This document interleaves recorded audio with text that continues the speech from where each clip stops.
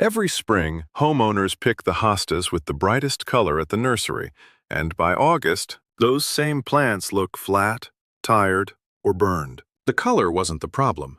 The variety was. There are over 6,000 hosta varieties in commerce, and most garden centers aren't judging them past week 4 on a display shelf. Across hundreds of real landscapes in zones 5 through 9, 12 hostas kept holding their color, form, and substance year after year, including the 2026 American Hosta Society Hosta of the Year, and one variety that actually improves when you give it direct morning sun. Here are the 12.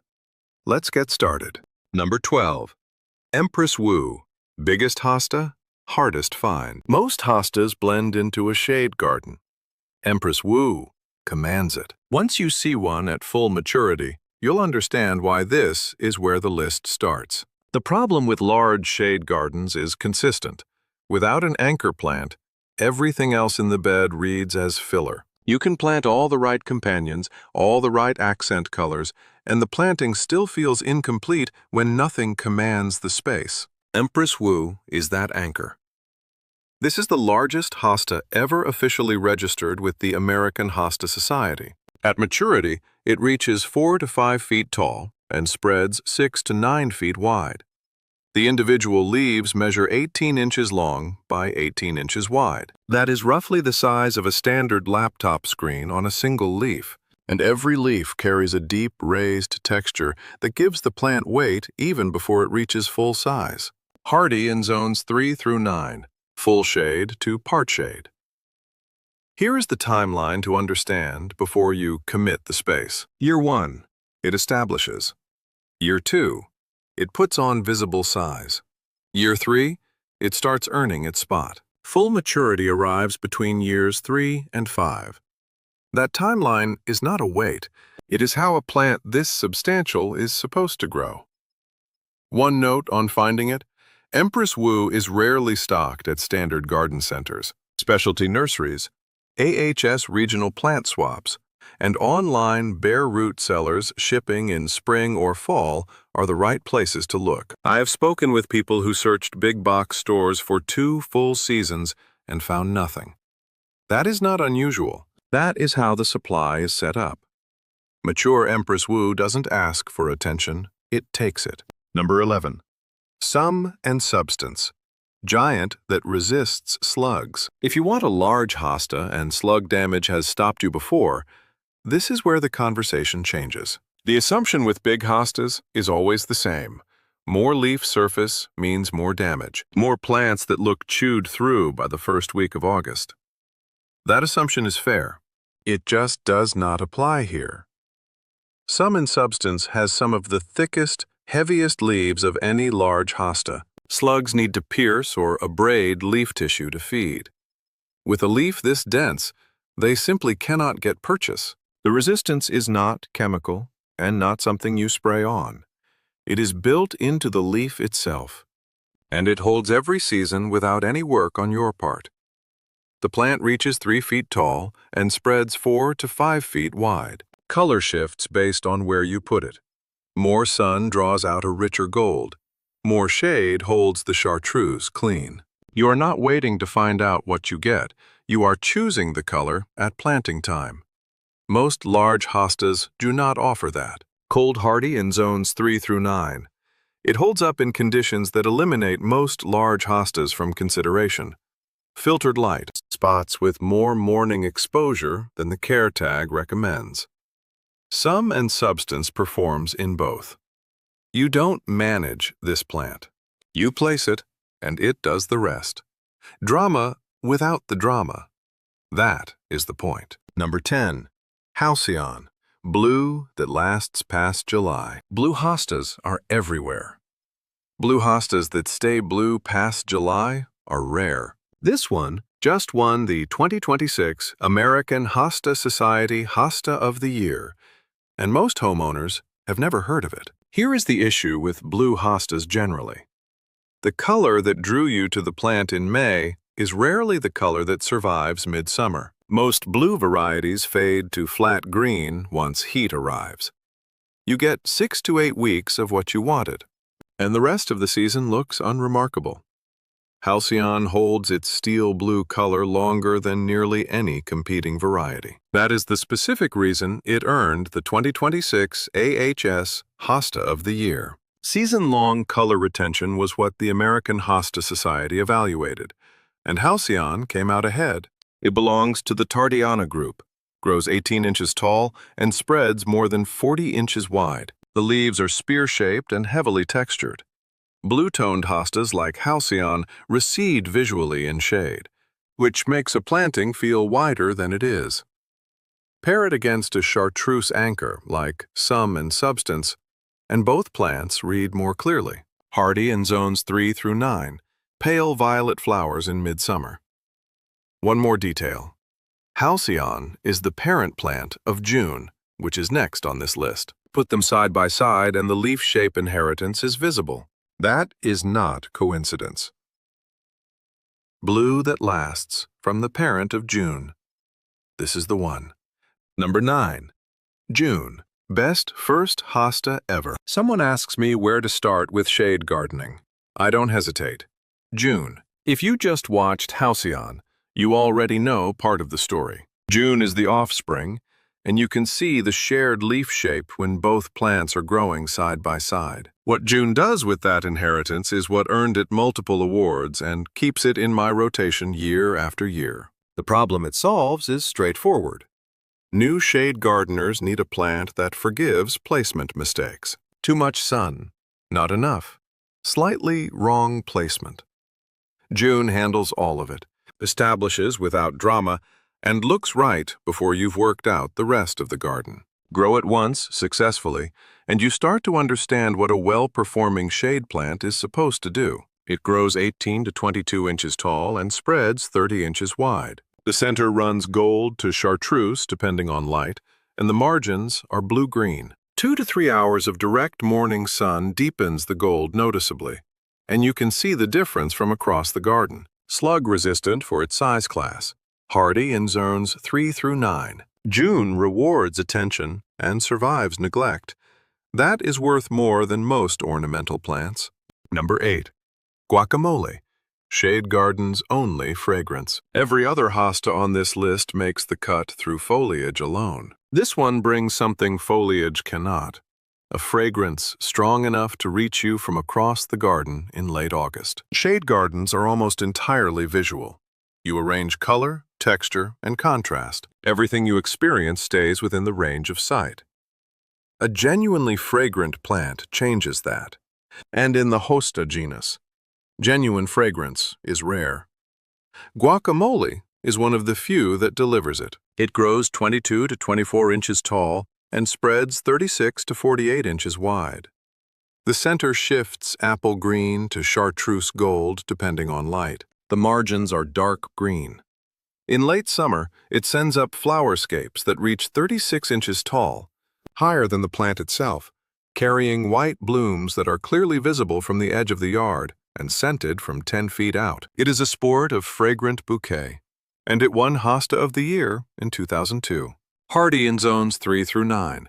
It tolerates more sun than most hostas of its size. One maintenance note worth knowing: once the blooms finish, cut the scape before the seed capsules develop. Leaving it draws energy from the roots towards seed production, and the following spring's growth comes back smaller. In zones 7 through 9, where the growing season runs 6 to 8 weeks longer than northern gardens, this trade-off matters more. Cut the scape. Keep the energy in the ground. A 36-inch flower scape in late August. In a shade garden. That is the conversation starter. Number 7. Stained glass. More sun, better color. The most common advice in shade gardening: hostas want deep shade. More shade, the better. Number 7 on this list makes that advice wrong in a specific and useful way. The assumption is that spots with 3 to 5 hours of direct morning sun are too exposed for hostas. Most gardeners leave those spots planted with alternatives that underperform, or leave them empty altogether, because everything they've been told says hostas need deep shade to survive. Stained glass belongs in those spots. That is the gap it fills. 4 to 5 hours of direct morning sun does not damage stained glass. It intensifies the gold center. The color deepens rather than burns, and the change is visible within a growing season after transplanting. That response is reliable, not seasonal. This is not a tolerance claim. This is the documented behavior of this variety, and it is the specific reason it belongs here. It answers a problem most shade gardeners have been working around for years. The plant grows 22 inches tall and spreads 36 inches wide. The center is bright gold. The margins are olive green. In a morning sun position, the gold is vivid enough to see from 20 feet away. Hardy in zones 3 through 9. The word that matters here is morning. Sun before noon, shade after. That window is specific, and it matters. Afternoon sun in zone 7 and above still creates risk. The condition is not vague, and it is not forgiving once you go outside that window. Morning sun improves this plant. Afternoon sun in a warmer zone damages it. The spot you thought was wrong for a hosta? It is right for this one. Number 6. Patriot. White edge survives August. Variegated hostas with light margins look great in May. The question is what they look like in August. Patriot has an answer. The problem with white-margined hostas in warmer climates is consistent. Heat stress and margin scorch appear by midsummer, and what looked sharp in spring starts looking tired by the time the season matters most. Most gardeners in zones 7 and 8 have replaced a white-edged variety at least once for exactly this reason. Patriot holds. It grows 22 to 24 inches tall and spreads 36 inches wide. The center is deep, saturated green, and the white margin stays crisp through midsummer and into early fall. I have used it in Zone 7 and Zone 8 gardens where other white-margined varieties did not make it past the third growing year. Patriot did. It is rated for zones 3 through 9 across the full range. There is a practical dimension to that white edge that most care tags do not mention. Along a shaded walkway, Patriot is readable from more than 30 feet away in overcast conditions, where a green-on-green hosta disappears into the background entirely. That lateral visibility is a real advantage in any shaded corridor, season after season, Zone 8 included. That is why Patriot stays on this list. Number 5. Fire and Ice, Patriot's perfect opposite. You just heard why Patriot works. Dark green center, white margin. Now flip it, completely. White center, dark green margin. Same genetic line. Opposite result in the shade garden.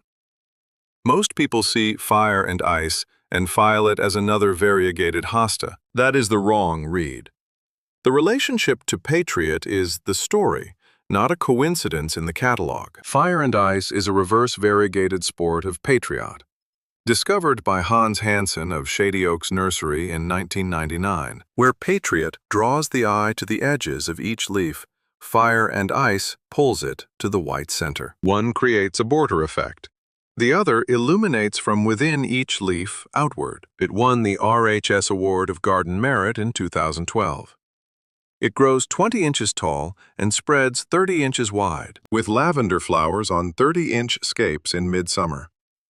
Planted together in alternating groups along a shaded border, the two create a full visual inversion, white on green and green on white moving through the same space. That combination looks intentional and considered without any additional plant material, and it does not need any other color in the border to look complete. One condition matters. The white center tissue burns faster in afternoon sun than a white-margined leaf does. Morning light is fine. Afternoon sun in zone 7 and above is a real risk. Same family, different conversation. Both belong in the same border. Number 4. Autumn Frost. 3 looks, 1 plant. Small hostas often get planted as filler. Autumn Frost holds its own as a focal point, in a container, at a border edge, or tucked under a tree where bigger hostas would take over the space. Container gardens and the front edge of a shade border need a hosta with enough visual weight to stand alone without outgrowing the space. Most compact hostas solve the size problem, but not the impact. Autumn frost solves both. It grows 12 to 14 inches tall and spreads 24 inches wide. The base foliage is blue-green. The margin is wide, frosted gold to cream in morning light, and shifts to silver in deeper shade. That shift happens within the same plant over the course of a single day. It is a Hosta of the Year winner. Rated for zones 3 through 9, 3 visual modes, 1 plant, gold in sun, silver in shadow, blue-green in full shade. That is why it works in a container, at a border front, or in any tight space that needs more than green filler. Compact does not mean quiet. Autumn frost proves that. Number 3. Cherry Cheesecake. Red stems, nothing else. Every hosta on this list has green stems. This one has red ones. Cherry red, running from the base of the plant to the base of every single leaf. It is the only hosta in commerce where that is true. 11 hostas into this list, you have seen green foliage, blue foliage, gold foliage, and every two-tone variation in between. You have seen size differences, texture differences, and margin differences. What you have not seen is stem color. Cherry Cheesecake changes that in a way that is new to the genus entirely. Released in 2024, it matures to 17 inches tall and 20 inches wide. The foliage is yellow-gold with heart-shaped leaves. The petioles are red, the bracts are red, and the scapes are red. The contrast between yellow-gold leaves and red stems creates a color relationship you will not find in any other hosta. That red structure runs through the entire plant from ground level up, and it is present every growing season, not just at bloom time. At this stage, the plants in the ground are still juvenile. At maturity, the upright habit becomes more striking and the scale more dramatic. Availability is still building through specialty nurseries. Zones 3 through 9. When the stem is the most interesting feature, that is a new category. Number 2. Mouse ears. Tiny, unkillable, overlooked. After 11 hostas, you are expecting something large. You are not getting it. The reason this made the list over plants 3 times its size is a story about what matters most in a real landscape. I know what you're thinking. 8 to 10 inches tall, 12 inches wide. What is this doing here? This is the answer. The characteristic that removes most hostas from long-term use, slug and pest damage, is not a factor with mouse ears. The leaf substance is among the densest of any hosta in the genus. Slugs cannot damage a leaf with this kind of density. I have planted this variety in gardens where slugs took out everything else in the ground. Mouse ears came through unmarked. It grows 8 to 10 inches tall and spreads 12 inches wide. Thick, round, cupped leaves. Zones 3 through 9. Works at a path edge, in containers, and as ground cover under trees where a larger hosta would be out of proportion. One detail that rarely comes up: voles, Microtus SPCs, attack hosta rhizomes underground. No amount of leaf density stops that. Mouse ears in a container removes that exposure entirely. For those gardens, that is the complete fix. Easiest plant on this list to keep alive. In a real landscape, that is not a small thing. Number 1. Praying hands. Shape no other has. I want you to look at what I am about to describe and tell me if you have seen another hosta that grows this way. Not a different color, not a different size, a fundamentally different shape. 12 hostas into this list. Every one has a broad, mounding silhouette. Leaves that sweep outward and fill horizontal space. That is the shape they all share. Until now. Praying hands grows upright. The leaves are narrow and tightly folded along the midrib, pointing skyward. The growth habit looks less like a shade perennial and more like a tropical foliage accent. The name is exactly right.